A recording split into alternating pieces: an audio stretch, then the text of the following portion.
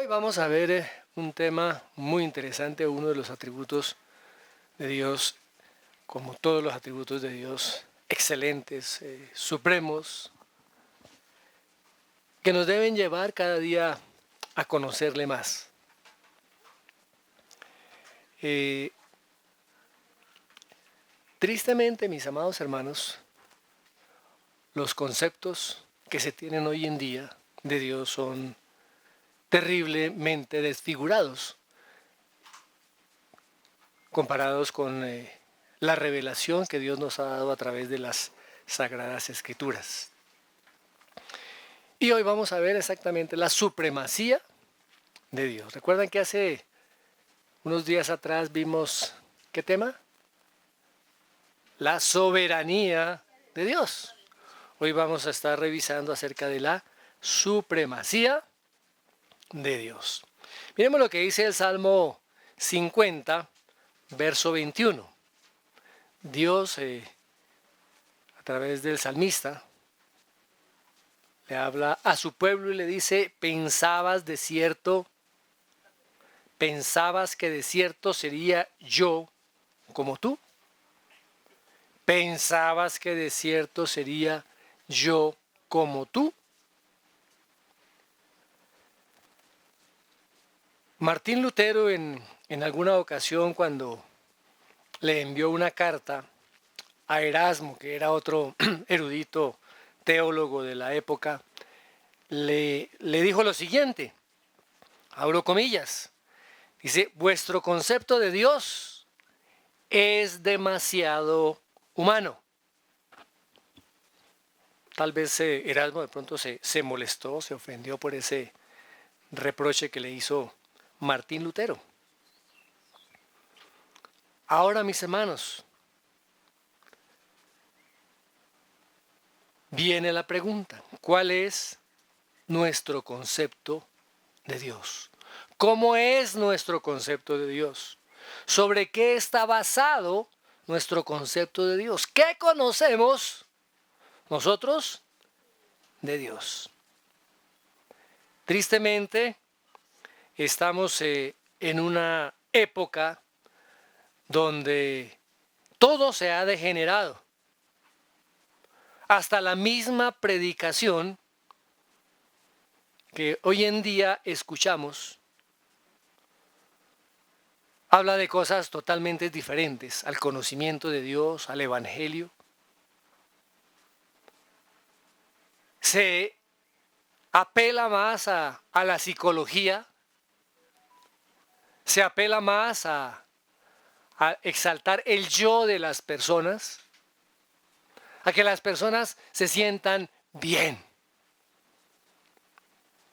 Y mucha gente tiene ese concepto: yo voy a la iglesia para sentirme bien. Y eso es un gran error, eso es una gran mentira. Nosotros no vamos a una iglesia, no nos congregamos para sentirnos bien. Nosotros tenemos nuestro tiempo devocional, nuestra comunión con Dios, nuestras reuniones, nuestras asambleas como cuerpo, para exaltar al Dios que conocemos, no para sentirme bien. Tristemente, hoy en día se habla con respecto a la autoridad de Dios, con respecto al reino de Dios, de maneras terriblemente equivocadas. Y se hacen un concepto en sus mentes de Dios que no es el Dios que está en las Escrituras. Por eso Dios a su pueblo, a un Israel que se había apartado de los principios de Dios, a un Israel que desconocía al verdadero Dios de Israel, Dios le hace esta exhortación a este pueblo apóstata: ¿pensabas que de cierto sería yo como tú? Y esa no solamente fue una acusación para el pueblo de Israel, es una acusación que está vigente hoy en día para el pueblo que dice conocer a Dios. Hoy en día las personas piensan que Dios se mueve por los sentimientos y no por los principios. Que Dios obra de acuerdo a los sueños de las personas, al querer de la gente. Y eso no es así. Ven la omnipotencia de Dios como algo limitado. ¿Creen que Satanás puede desbaratar los planes, los designios, los propósitos de Dios? La gente cree que puede tener sus propios propósitos, establecer sus propios principios. Cuando no se entiende que hemos sido creados con un propósito previo, que tenemos un destino marcado y que todo esto lo controla el Dios Supremo. Satanás no puede restringir o controlar, mucho menos, o frustrar los planes y los propósitos de Dios. El hombre ha querido hacerlo y se ha promulgado, es que yo tengo libre albedrío.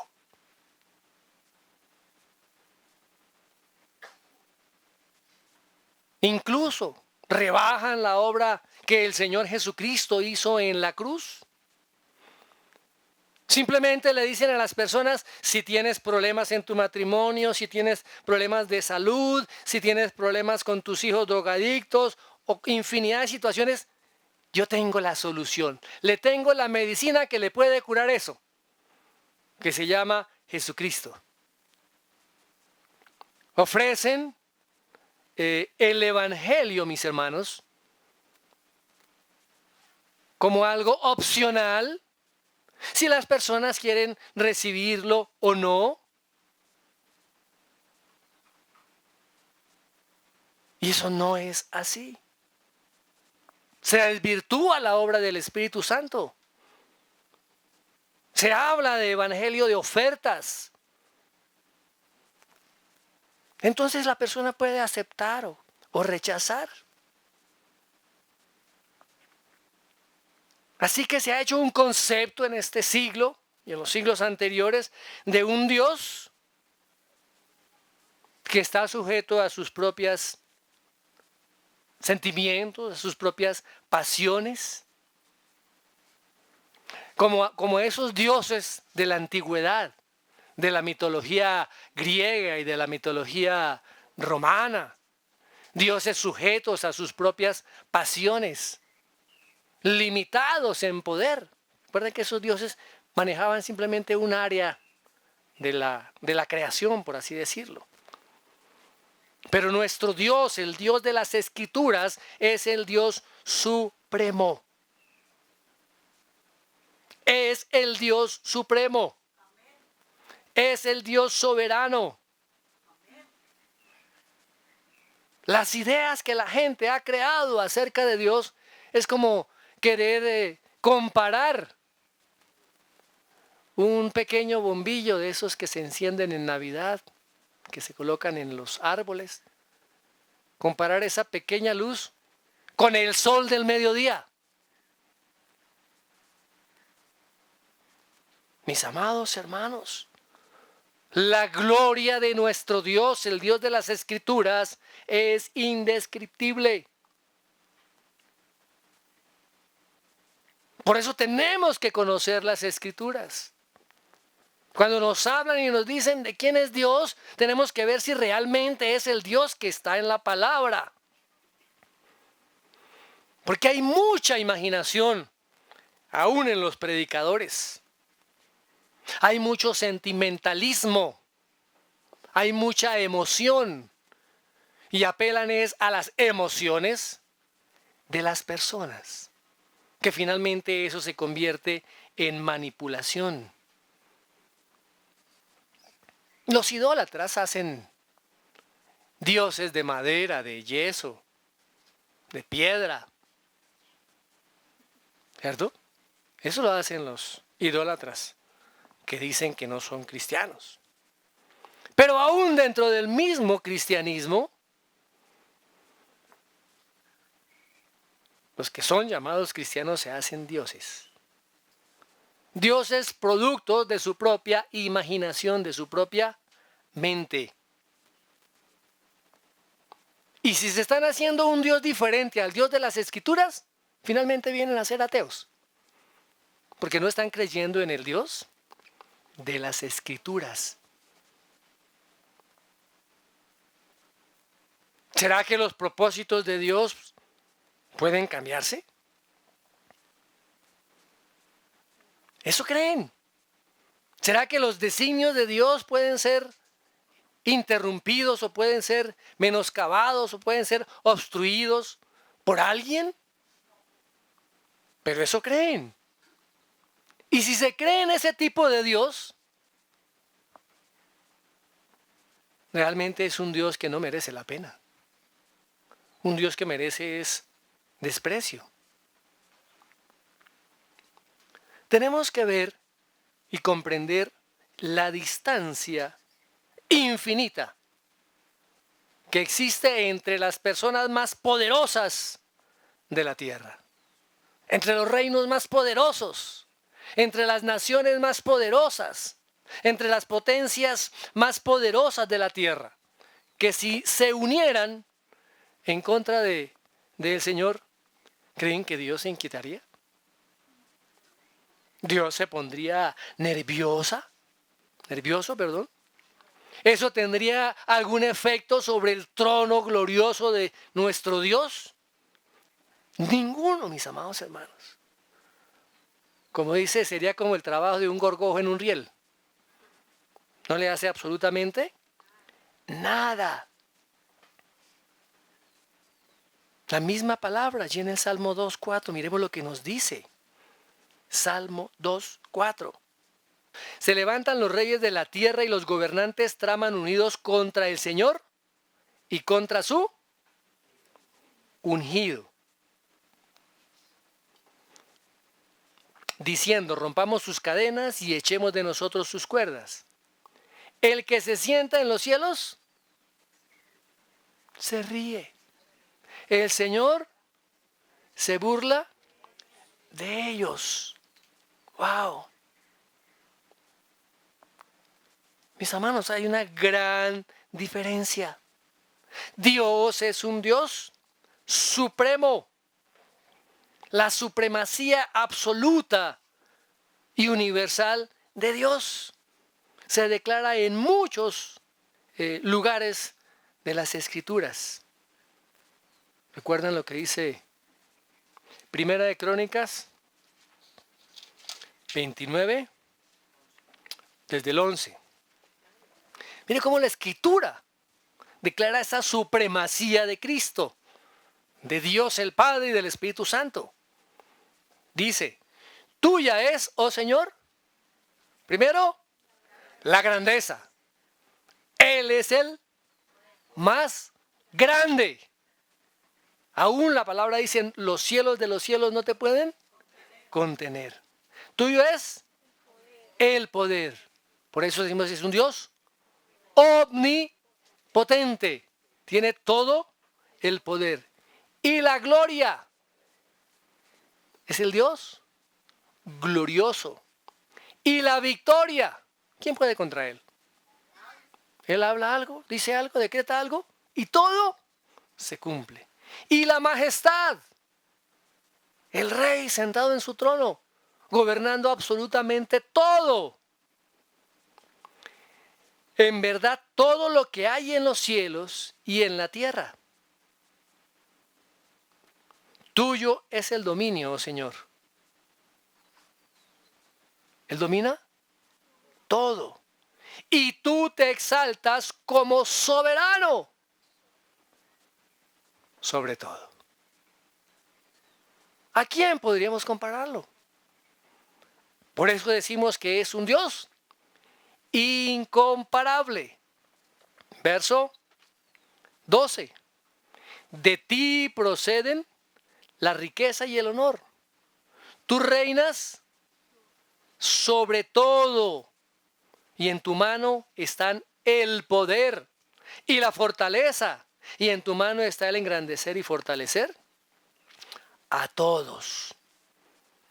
Todo lo que se menciona aquí esto es supremacía. La supremacía.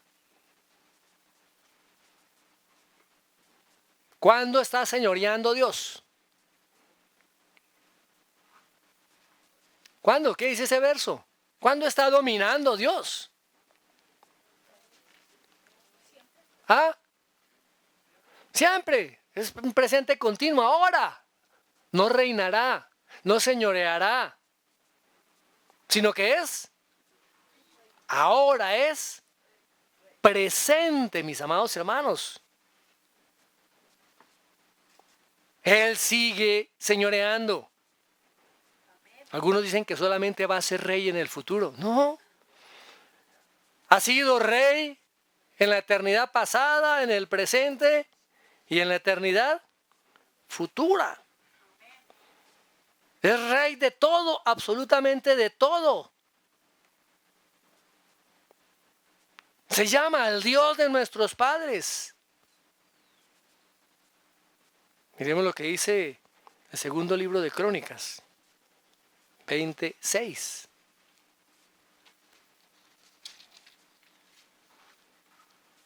Dice, y dijo, oh Señor, Dios de nuestros padres, ¿no eres tú Dios en los cielos? ¿Y no gobiernas tú sobre todos los reinos de las naciones?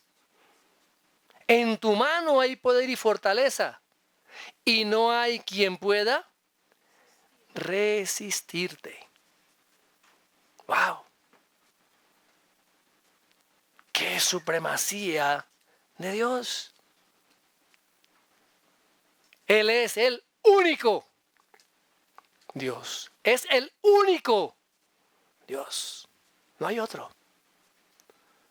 No hay absolutamente nadie ni nada con lo cual lo podamos comparar. ¿Quién va a poder hacer cambiar de opinión a Dios?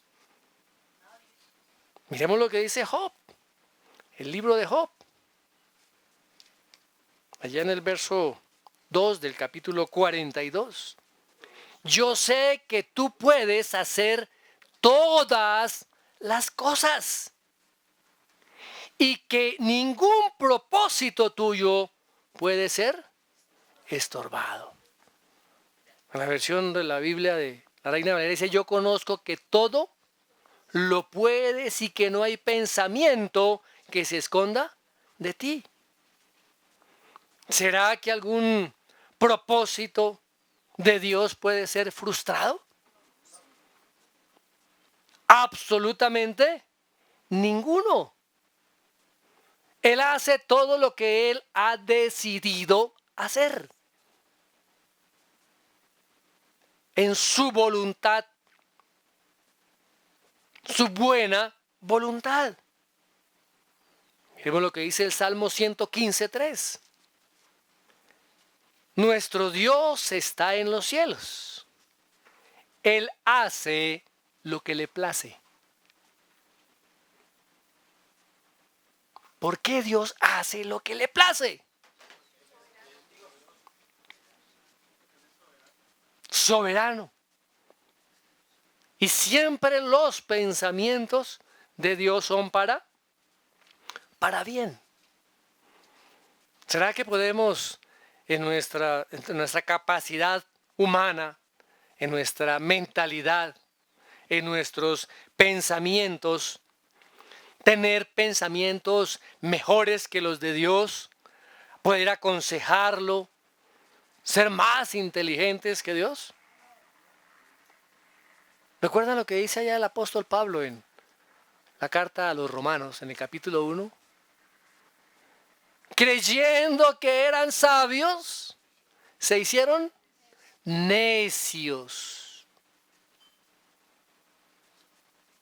Cuando el pensamiento del hombre está fuera de la soberanía y del gobierno y del señorío de Dios, los pensamientos del hombre se vuelven necios. ¿Y qué hace Dios? Dice que Él los entrega a una mente reprobada. Reprobada. La mente de los incrédulos es una mente reprobada. Dios los entrega a sus propias pasiones pecaminosas. Como dice ya Romanos capítulo 1. El hombre cree que se está liberando y se inventa por su corazón caído, arrepentido y corrupto. Se inventa ideologías, como la ideología de género.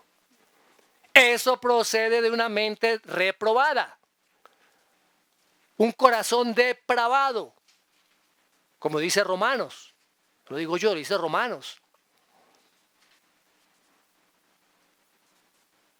Y van a tener que sufrir el castigo de su propia pecaminosidad. Ahora, no podemos cambiar los designios de Dios, que dice Proverbios 21:30.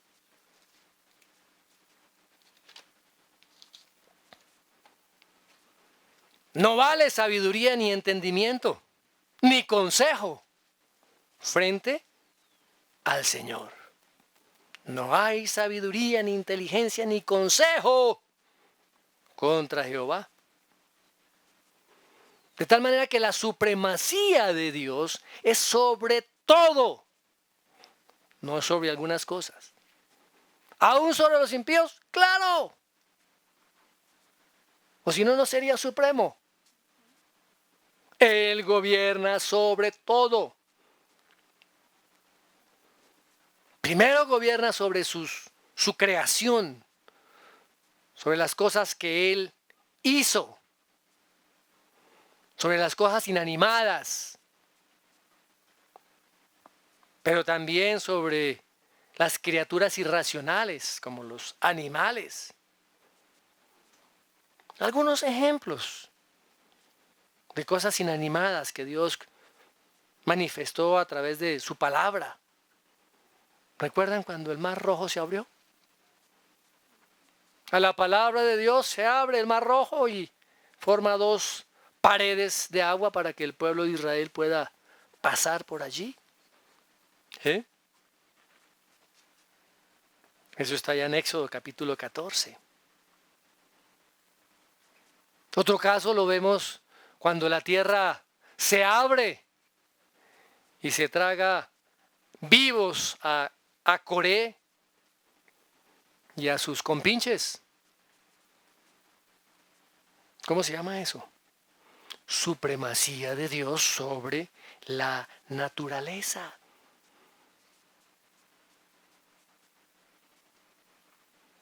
¿Recuerdan cuando se detuvo el sol allí en la lucha, en la guerra que estaba teniendo el pueblo de Israel, en el capítulo 10 de Josué? Se detuvo el sol. Dios es supremo, soberano sobre su creación. Dios también devolvió el reloj de Acaz 10 grados allí en Isaías capítulo 38. ¿Verás? Dios es supremo, soberano. ¿Ustedes saben qué comen los cuervos? Carne, ¿no? ¿Y qué hizo Dios? Le ordenó a los cuervos que le llevaran comida a Elías. Soberano aún sobre los animales. En Primera de Reyes 17. Dios hizo que el hierro flotara encima del agua. El hacha. En Segunda de Reyes 6. Cuando Daniel fue arrojado al foso de los leones, ¿qué hizo Dios? Cerró la boca de estos animales.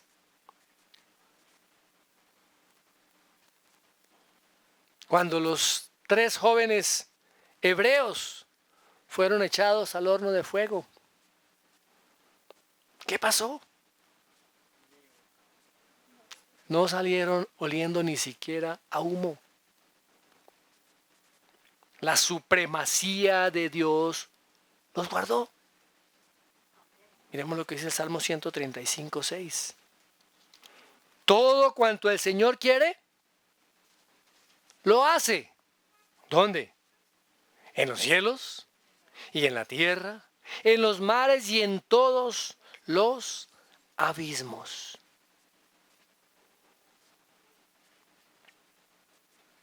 Tremendo. Dios, el Dios supremo sobre su creación, sobre lo inanimado y sobre los seres irracionales. Ahora también vemos que la supremacía de Dios se muestra también en ese gobierno perfecto de la voluntad de Dios sobre los hombres. Miremos un texto que está ya en Éxodo, capítulo 34. Éxodo 34:24. Porque yo expulsaré a las naciones de tu presencia y ensancharé tus fronteras, y nadie codiciará tu tierra, cuando subas 3 veces al año a presentarte delante del Señor. ¿A quién está hablando el Señor aquí? No. ¿A quién le está hablando el Señor aquí? ¿Qué dice el versículo 23? A los varones, a los hombres de Israel. ¿Qué tenían que hacer estos hombres? ¿Qué tenían que hacer estos varones? Desde el sitio donde vivían, tenían que desplazarse hasta Jerusalén para presentarse delante del Señor. Recuerden que el pueblo de Israel estaba rodeado de pueblos hostiles. Los odiaban porque se habían apropiado de sus tierras. Ahí estaban los cananeos. ¿Qué podían hacer los cananeos? Los cananeos sabían, todos los hombres se fueron para Jerusalén. Es nuestra oportunidad. Las mujeres están solas, los niños están solos. Vamos a acabar con ellos y vamos a tomar posesión de lo que ellos tienen. Eso podrían pensar, ¿cierto? Pero ¿qué impedía que estos cananeos, en ausencia de los hombres, mataran a los niños y a las mujeres? ¿Qué? La supremacía de Dios. Porque dice la palabra que nadie codiciará tu tierra. ¿Quién estaba guardando y protegiendo a estas familias?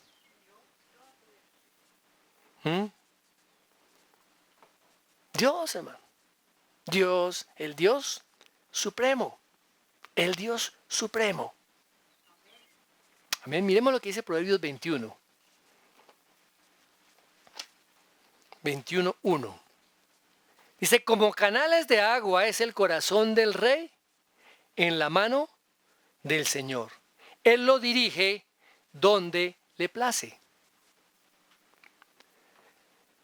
¿Será, mis amados hermanos, que la voluntad de Dios se hace en los impíos? ¿Cómo Dios hace su voluntad a través de impíos? A través de gente que no lo conoce. Y lo dice la palabra. Como un canal, como un río. Dice, es el corazón del rey. En la mano, ¿dónde está el corazón de los reyes y de los gobernantes? En la mano del Señor. Y Dios dirige sus decisiones hacia la dirección que Él quiere. ¿Mm? Pero hay muchos que dicen, no, pero es que muchos pueden resistir a la voluntad de Dios, quebrantar los mandamientos de Dios, no obedecer a la voz de Dios. Se hacen sordos a las exhortaciones del Señor. Sí, eso es cierto. El hombre se rebela contra Dios. Y eso anula, cancela la supremacía de Dios. Para nada. Para nada, mis hermanos. Dios es supremo. Dios es supremo. Ahora, esa supremacía de Dios, absoluta y universal, también es mencionada en el Nuevo Testamento. Miremos lo que dice en Efesios, capítulo 1. Efesios, capítulo 1. Verso 11. También hemos recibido o obtenido herencia, habiendo sido predestinados según el propósito de aquel que obra todas las cosas conforme al consejo de su voluntad. ¿Cómo hace Dios? Son todas las cosas. A Él sea la gloria para siempre. Amén. El hombre puede pensar que y jactarse de que tiene libertad, voluntad para hacer las cosas que él desea, para hacer las cosas que le plazca. Pero no es así. Veamos lo que dice Santiago, el apóstol Santiago, allá en el capítulo 4. Verso 13. Oíd ahora los que decís, hoy y mañana iremos a tal o cual ciudad y pasaremos allá un año, haremos negocio y tendremos ganancia. Mira lo que dice el 15. Más bien deberías decir, si el Señor quiere, viviremos y haremos esto o aquello. No podemos jactarnos. No podemos decir que tomar nuestras propias decisiones. Siempre tenemos que entender que la supremacía y la voluntad de Dios se hace por encima de todo. Dios es soberano. Y la supremacía de Dios es total y absoluta.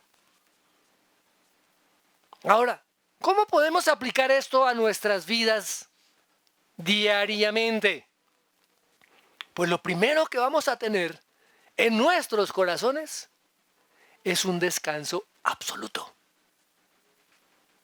¿Por qué? Porque nuestras vidas no son producto del azar, de un destino ciego,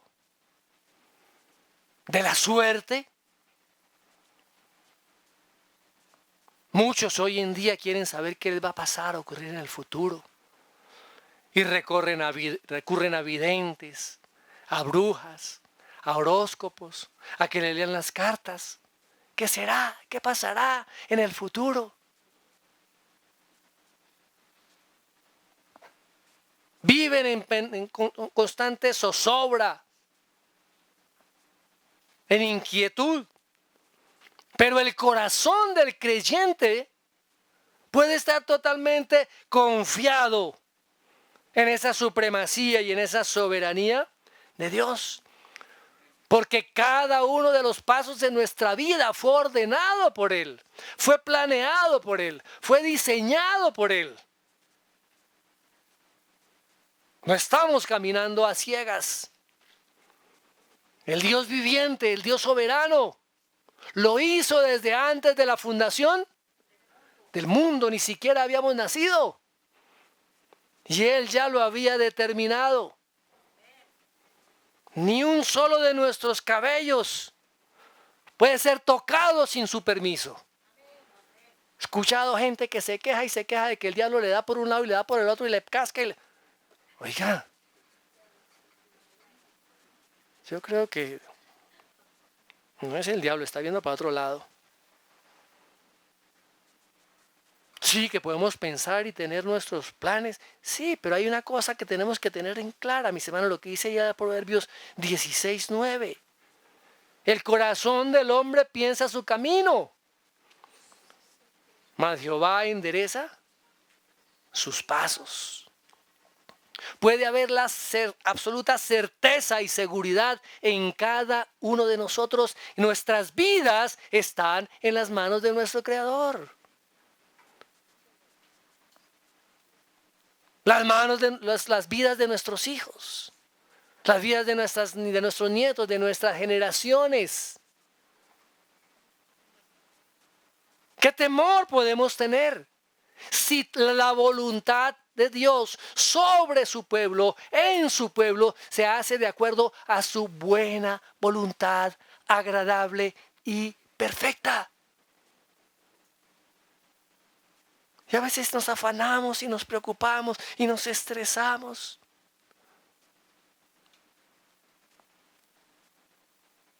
Cuando entendemos, comprendemos un poquito esa soberanía y esa supremacía de Dios, nuestro corazón debería estar lleno de consuelo,